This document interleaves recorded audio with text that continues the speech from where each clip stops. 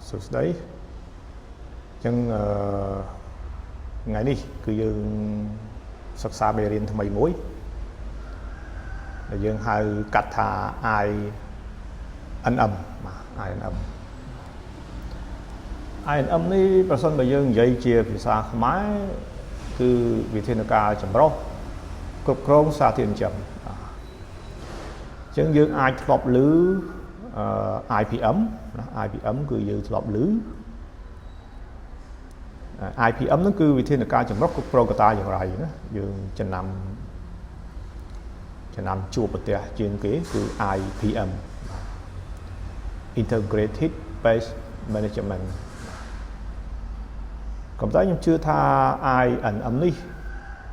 គ្នាយើងមួយចំនួនអាចមិនធ្លាប់បានឮរួមបញ្ចូលទាំង ICM មួយទៀតបាទ ICM ហ្នឹងគឺ Integrated Crop Management គឺវិធានការគ្រប់គ្រងវិធានការចម្រុះគ្រប់គ្រងដំណាំហើយចំណែក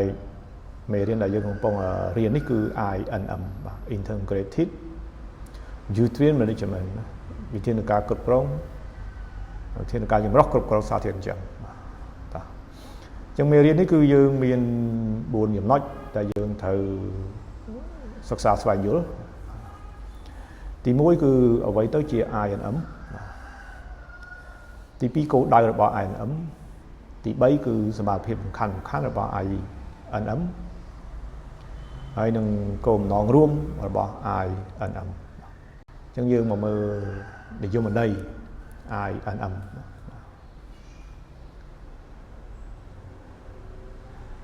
ញ្ចឹង INM ហ្នឹងគឺពាក្យពេញរបស់វាគឺ Integrated Nutrient Management បាទខ្មែរយើងហៅថាវិធានការចម្រុះគ្រប់គ្រងសារធាតុចិញ្ចឹមបាទអញ្ចឹង INM ហ្នឹងវាជាយុទ្ធសាស្ត្រមួយដែលមានគោលបំណងធ្វើឲ្យប្រសើរឡើងនៅជីជាតិដីនិងផលិតភាពដំណាំដោយការប្រើរួមបញ្ចូលគ្នានៅប្រភពសារធាតុចិញ្ចឹមផ្សេងៗដែលរួមមានធាតុសរីរាង្គអសរីរាង្គហើយនិងជីវសាស្ត្របាទនិយាយទៅគឺប្រើគ្រប់មធ្យោបាយធ្វើយ៉ាងម៉េចគឺឲ្យដីនឹងមានជីជាតិល្អពោពេញដោយសុខភាពបាទអញ្ចឹងសំខាន់គឺធានាបាននៅជីជាតិដីដើម្បីបង្កើនផលិតភាពផលិតដល់ដំណាំនឹងឯងអាហ្នឹងហើយគឺ INM នឹងឯងប្រើធម្មជាតិក៏ប្រើទៅណាប្រើគេមិនហាមឃាត់ទេនៅក្នុងវិធានការ INM ហ្នឹងគឺគេមិនហាមឃាត់ទេ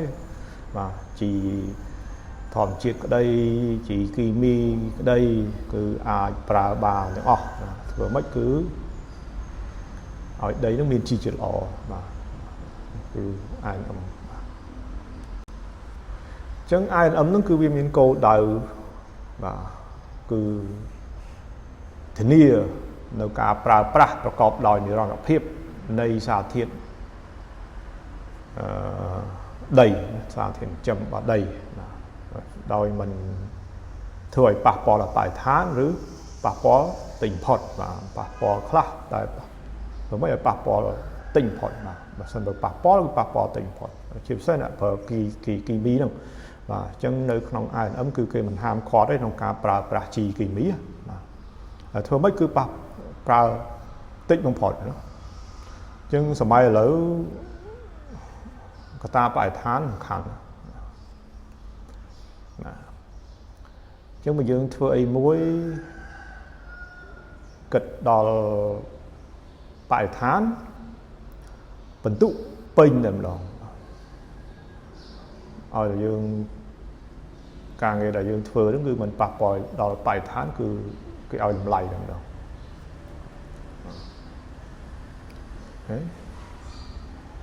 ចឹងអ្វីក៏ដោយបច្ចុប្បន្ននេះគឺយើងយកកត្តាបរិស្ថានយកមកនិយាយហើយចឹងចំណុចទី3គឺ INM គឺមានសមត្ថភាពសំខាន់ច្រើន ហើយក្នុងហ្នឹងគឺខ្ញុំយកតែ4ទេគឺដែលយើងហៅថាសមាធិសំខាន់ណាសំខាន់ដោយខានដោយអត់ប្រើមិនបានណាគឺសំខាន់ជាមាន4ដែលគេនិយមប្រើនៅក្នុង INM ទី1គឺការប្រើប្រាស់នៅកាកសំណល់សរីរាង្គរាប់បញ្ចូលទាំងជីសរីរាង្គជីកប៉ុសអីហ្នឹងណាបាទព្រោះមិនឲ្យកាកសំណល់សរីរាង្គបាទហើយទី2សមាធិទី2ហ្នឹងគឺការប្រើប្រាស់ជីអសរីរាង្គបណ្ដោយលើជីគីមីហ្នឹងឯងជីគីមីគេមិនហាមទេណាបាទប្រើបានជីគីមីនៅក្នុងវិធានការចម្រុះ INM ហ្នឹងគឺយើងអាចប្រើជីគីមីបានទី3គឺការបញ្ចូលជីជីវសាស្ត្រទី4គឺការអនុវត្តនៅវិធីសាស្ត្រដាំដុះដំណាំបែបបង្វិល crop rotation អញ្ចឹងសមត្ថភាពសំខាន់ទាំង4នោះដែលគេនិយមធ្វើនៅក្នុងវិធានការ INM ហ្នឹងឯងវិធានការចម្រុះគ្រប់គ្រងសារធាតុចិញ្ចឹមជាងចម្រុះពាក្យថាចម្រុះគឺបានន័យថាយើងអាចប្រើផ្សេងប្រើមធ្យោបាយផ្សេងធ្វើម៉េចគឺឲ្យមាននិរន្តរភាពផ្នែកសារធាតុចិញ្ចឹមនៅក្នុងដីដាក់ជីឲ្យដីនិយាយខ្លីទៅគឺដាក់ជីឲ្យដីធ្វើម៉េចឲ្យដីនឹងមាននិរន្តរភាពចឹងយើងមកមើលពីសមាធិទី1របស់ INM គឺការប្រើប្រាស់នៅការសំណល់សរីរាង្គការសំណល់សរីរាង្គ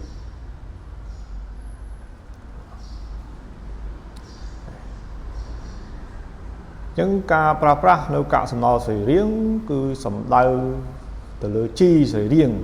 ជីដែលបានមកពីប្រភពសរីរាង្គដែលងាយពុកផុយណាក្នុងនោះរាប់បញ្ចូលទាំងលាមកសត្វបាទលាមកមន់ទាគោដែលយើងយកមកធ្វើជីហ្នឹងឯងជីកប៉ុសកាកសំណល់គ្រប់ជាតិកាកសំណល់ដំណាំគ្រប់ប្រភេទជាពិសេសកាកសំណល់ដើមបូរសណ្ដែកណាដូចជាសាន់ហ៊ីមដែកបាយដែកគួរដែកសៀងដែកគុយហ្នឹងឯងហើយនឹងកាកសំណល់គ្រប់ជាតិបៃតងផ្សេងអញ្ចឹងនៅក្នុងនេះមានពាក្យមួយចំនួនអាចថាវាប្រហាក់ប្រហែលគ្នាណាទី1គឺកាកសំណល់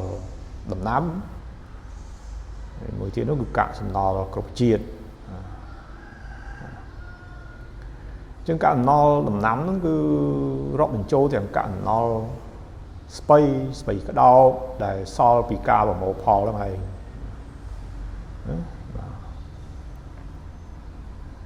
ហើយយើងប្រមូលផលនៅទីវាលជាងការស្លឹក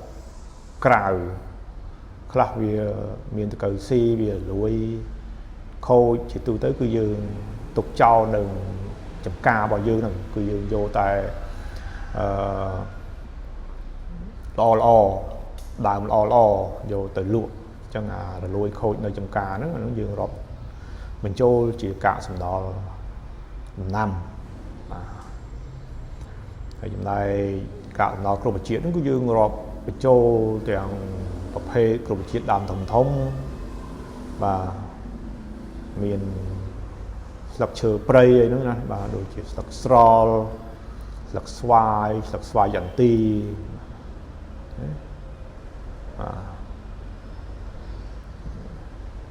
ស្លឹកអីទៀតបាទស្លឹកព្រីងអីហ្នឹងបាទស្លឹកដើមព្រីងស្លឹកកធុំថេតស្លឹកគៀសដីអីហ្នឹងបាទហ្នឹងគឺយើងរាប់បញ្ចូលក្នុងកាកសំណល់គ្រប់ជាតិបាទហើយជាទូទៅគឺវាជ្រុះដោយឯងបាទអាហ្នឹងគឺយើងអាចយកមកធ្វើយើងអាចហៅថាជាកាកសំណល់សរីរាង្គបាន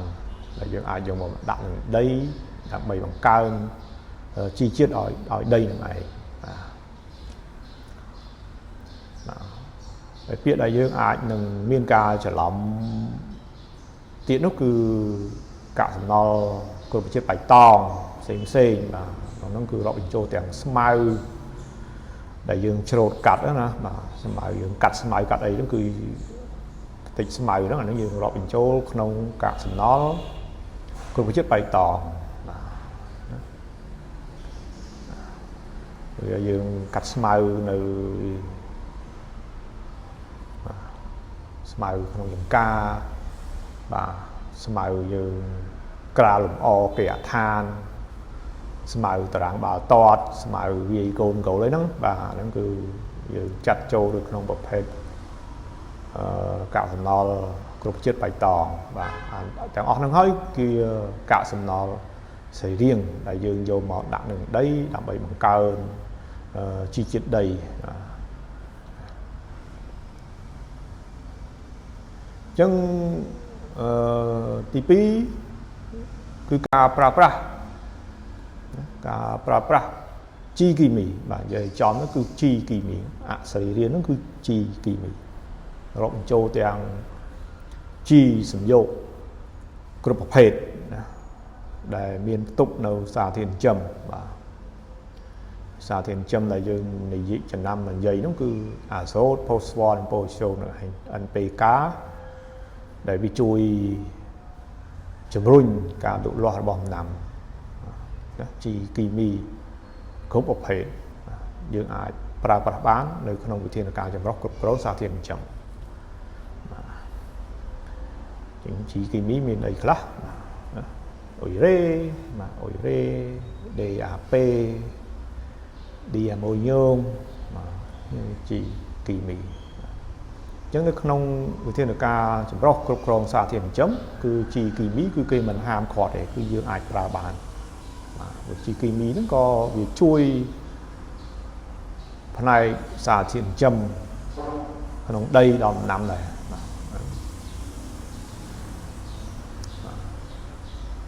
chương trình học hiệp sầm khăn tí bấy cứ cả bình châu nấu chi xả chương chi xả nó cứ sầm đái từ lỡ xả thiết đại miên chỉ vật vì họ đôi khi bộ micro sẽ riêng bộ tê không một brand bộ micro sẽ riêng lại bên cháu chứ ý âm nó ngay và vì đa là thọp riêng chi nơi NATO center cứ chi mây chi là ngày cứ vì pin là đòi bộ tê không một brand rồi có bộ micro sẽ riêng lại bên cháu như này chứng chi sáng cứ miền rộng châu tiếng bộ battery đi sử dụng mà chứ battery đi sử dụng nơi bờ tây chưa lớn cứ cái bậc cao vì chó không bê lũa và chứ battery đi sử dụng nó cứ chia một phê battery để miền đã được phép chặt tiền do cả số bị bại giá cả do mọi đầy tôi dám cứ bộ sẽ đáy bộ sẽ đáy cứ sờ bồ nơi bộ battery sử dụng rồi anh cứ biết chui chập ở sâu vì bại giá cả nó mọc đó là đầy bộ battery nhưng mà bộ sẽ đáy biết chờ battery nó biết chờ là nơi không ban đông rư này đầm nam và bộ đây cũng là bộ đây cũng bộ sẽ đáy bây giờ khoa và bộ đi số vốn nó dương ai tinh mà và tinh battery nó vô mà đặt đầy mỗi chiếc cứ bộ sật thì hai là bộ sật VAM bình bảo biết nơi nông thì đi hết chứ ai mở được luôn ấy bộ sật nó vì cái chọ có bông lụa đá nơi bờ tây chưa lớn cái chọ bông lụa dù là đạm đầm năm đạm bảy bằng ca đi thầm thọ này quả rư thôi rư nó bị chập stroke tiền នៅសារធាតុចិញ្ចឹមបានឆាប់រហ័សចឹងយើងឧទាហរណ៍យើងមើលគំរូនៃដំណាំនេះមួយបាទដំណាំផ្នែកខាងឆ្វេងដៃយើងនេះគឺបានន័យថាអវត្តមាននៃពពួកផ្សិត VM បាទអញ្ចឹងបណ្ដុំឫសទៅហើយដំណាំនេះគឺបង្ហាញពីវត្តមាននៃពពួកផ្សិត VM បាទអញ្ចឹងឫសខុសគ្នានេះឫសច្រើនកាលណាឫសច្រើនវាចាប់ទាញយកសារធាតុចិញ្ចឹមបានច្រើនអញ្ចឹង VM ហ្នឹងណាពពួកផ្សិត VM ហ្នឹងគឺលទ្ធភាពរបស់វាគឺចាប់ទាញយកផូស្វ័រដើម្បីមកចិញ្ចឹមដើមដងផលិតផ្លែផលិតផ្កាហ្នឹងឯងនឹងទូទីរបស់ពពួកផ្សិត VM បាទអញ្ចឹងអស់ហ្នឹងគឺគេរាប់បញ្ចូលជា G ដែរណាគេហៅថា G ជីវសាស្ត្រ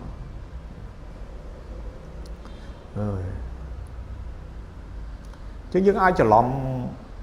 មួយទៀតគឺ G ពួកផ្សិតដែរផ្សិត Trichoderma ចឹងផ្សិត Trichoderma ហ្នឹងគឺយើងមិនរាប់បញ្ចូលជា G ជីវសាស្ត្រទេផ្សិត Trichoderma ហ្នឹងគឺគេដាក់នៅក្នុងដីគឺប្រយោជន៍ដើម្បីទប់ស្កាត់នៅជំងឺផ្សិតអញ្ចឹងវាខុសគ្នាណាបាទខុសគ្នាពីពពួកផ្សិត VM ហ្នឹងគឺវាជួយបង្កើនការចាប់យកសារធាតុចិញ្ចឹមណាចំណែកផ្សិត Trichoderma ដែលយើងចំណាំមកប្រើបាទអ្នកខ្លះក៏មិនដែលបានប្រើអ្នកខ្លះក៏មិនដែលបានដឹងផ្សិត Trichoderma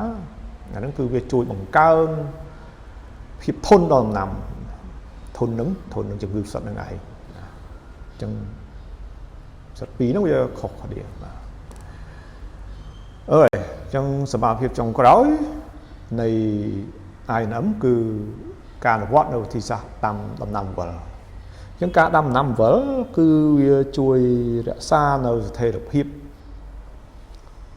សារធាតុចិញ្ចឹមនៅក្នុងដីអញ្ចឹងហើយវិធីសាស្ត្រហ្នឹងគឺគេចាត់ទុកថាជាផ្នែកមួយនៃសមត្ថភាពរបស់ INM ព្រោះវាជួយធានាបាននៅនិរន្តរភាពសារធាតុចិញ្ចឹមបាទឧទាហរណ៍ប្រសិនបើយើងអត់ប្រើវិធីសាស្ត្រដាំដំណាំអំបិលទេវាយ៉ាងម៉េចបាទអញ្ចឹងដំណាំអំបិលហ្នឹងគឺគេឲ្យយើងផ្លាស់ប្ដូរមុខដំណាំដាំបាទឧទាហរណ៍រដូវទី1បាទរដូវទី1យើងអាចដាំបើយើងមើលតាមរូបភាពហ្នឹងគឺរូបភាពតំណាងបានន័យថាផ្លាស់ប្ដូរមុខដំណាំដាំពីសណ្តែកសៀងមកការ៉ុតពីការ៉ុតមកស្ពៃអញ្ចឹងទៅធ្វើម៉េចគឺយើងផ្លាស់ប្ដូរមុខដំណាំដាំកុំឲ្យពីមួយរដូវទៅមួយរដូវយើងដាំតែស្ពៃសាឡាត់ស្ពៃខាត់ណាស្ពៃសាឡាត់ស្ពៃខាត់ណាអាហ្នឹងគឺមិនមែនជា crop rotation ទេមិនមែនជាការដាំដំណាំអំបិលទេអញ្ចឹងដាំដំណាំអំបិលរដូវទី1យើងអាចដាំការ៉ុតអញ្ចឹងកាលណាយើងដាំការ៉ុតគឺជាប៉ូស្យូមយើងប្រើប្រាស់ច្រើនជីប៉ូស្យូមអញ្ចឹងអស់នៅក្នុងដីហ្នឹងគឺអស់អាចនិយាយថាអស់ជីប៉ូស្យូមអស់ថាសារធាតុចិញ្ចឹមប៉ូស្យូមមួយច្រើនបាទអញ្ចឹងបន្ទាប់ពីការ៉ុតបបោផលយើងអាចដាំស្ពៃក្តោបអញ្ចឹងស្ពៃក្តោបជាប្រភេទអីភេទដំណាំយកស្លឹកអញ្ចឹងកាលណាស្ពៃក្តោបជាភេទដំណាំយកស្លឹកគឺវាប្រើប្រាស់អាសូតច្រើនបាទអញ្ចឹងពីមុនគឺដីហ្នឹងគឺប្រើប្រាស់អស់ប៉ូស្យូមបាទនៅសល់អាសូតនៅសល់ផូស្វ័រអីចឹងទៅអញ្ចឹងទៅពេលយើងដាំងាកមកដាំស្ពៃក្តោបអីវិញគឺចាប់ដើមដំណាំនឹងចាប់ដើមប្រើអាសូតអញ្ចឹងដីរបស់យើងគឺអស់អាសូតបាច់ដាក់ជីទេគឺនៅសល់អាសូតក្នុងការមកចិញ្ចឹមសាឡាត់ខាត់ណាយើងអញ្ចឹងបន្ទាប់ពីស្ពៃក្តោបឬក៏ស្ពៃបូកគោឲ្យដល់ជាប្រភេទដំណាំយកស្លឹកណាយើងបបោផលហើយយើង một đâm vào bộ sợiឡើងវិញចឹងដីរបស់យើងចាប់ដើមមានអាសូតឡើងវិញដោយសារពួកស្ដាយគឺវាមានបាក់តេរីរីសូយ៉ូមវាអាចចាប់ទាញយកនៅអាសូតមកឲ្យដីអញ្ចឹងវាជួយបំពេញកង្វះខាតអាសូតដល់ឲ្យដីវិញអញ្ចឹងបន្ទាប់ពីយើងដាំពួកស្លាយរួចហើយយើងអាចមកដាំបេងប៉ោះអីចឹងទៀតទៅបាទអញ្ចឹងបន្ទាប់ពីមកផលបេងប៉ោះហើយយើងអាចដាំពួកស្លឹកចឹងទៅបាទដាំស្លឹកហើយយើងអាចដាំមើមហើយមកពួកស្ដែកវិញចឹងទៅអាហ្នឹងហើយគឺ crop rotation ហ្នឹងឯងការដាំណាំវល់ហ្នឹងឯងគឺដើម្បីធានានៅជីជាតិដីណាការប្រើប្រាស់នៅជីជាតិដីហ្នឹងឯងអូខេអញ្ចឹងការផ្លាស់ប្ដូរមុខដំណាំដាំតាមវគ្គដំណាំនិងប្រភេទដំណាំគឺវាជួយកែលម្អគុណភាពដីហើយនឹងសារធាតុចិញ្ចឹមនៅក្នុងដីឲ្យវាមានលក្ខណៈប្រសើរឡើងវិញ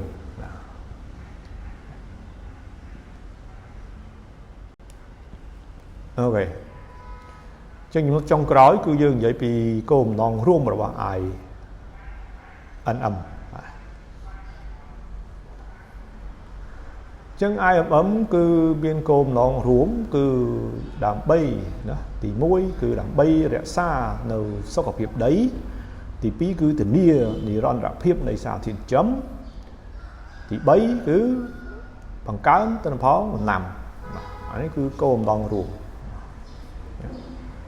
ប្រើអីប្រើទៅធ្វើម៉េចឲ្យដីរបស់យើងមានសុខភាពល្អសារធាតុចិញ្ចឹមនៅក្នុងដីមានគ្រប់គ្រាន់ហើយដំណាំលូតលាស់ល្អឧទាហរណ៍មួយទៀតណាប្រសិនបើយើងប្រើជីតគីមី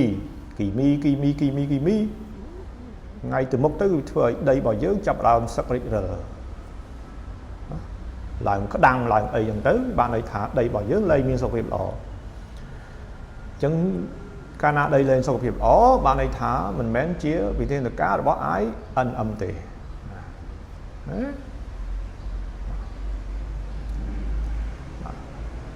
ដាំចុះដាំឡើងស្រាប់សារធាតុចិញ្ចឹមនៅក្នុងដីគឺលែងមាន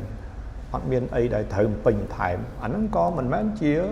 គោលបំណងរួមរបស់ INM ដែរប្រឆាំងពីវិធានការចម្រុះគ្រប់គ្រងសារធាតុចិញ្ចឹមដាក់ដំណាំទៅដំណាំកើតជំងឺធម្មតាកាលណាដំណាំកើតជំងឺគឺទិន្នផលថយចុះអានោះគឺមិនមែនជា INM ទេ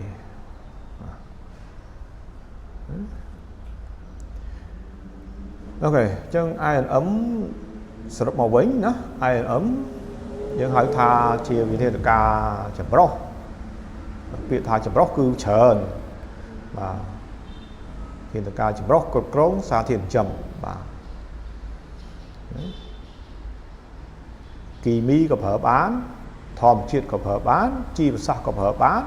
វិធីសាស្ត្រដាំដុះក៏ត្រូវប្រើបានណាធ្វើម៉េចឲ្យដីរបស់យើងមានសុខភាពល្អ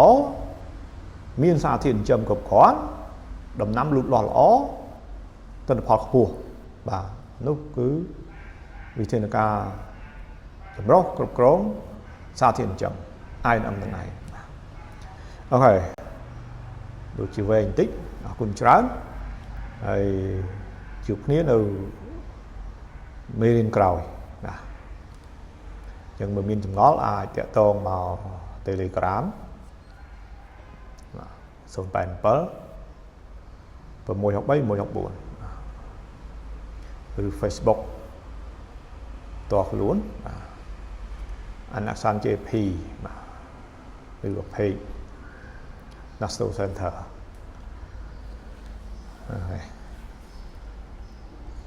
អរគុណច្រើនបាទជួបគ្នាមេរៀនក្រោយ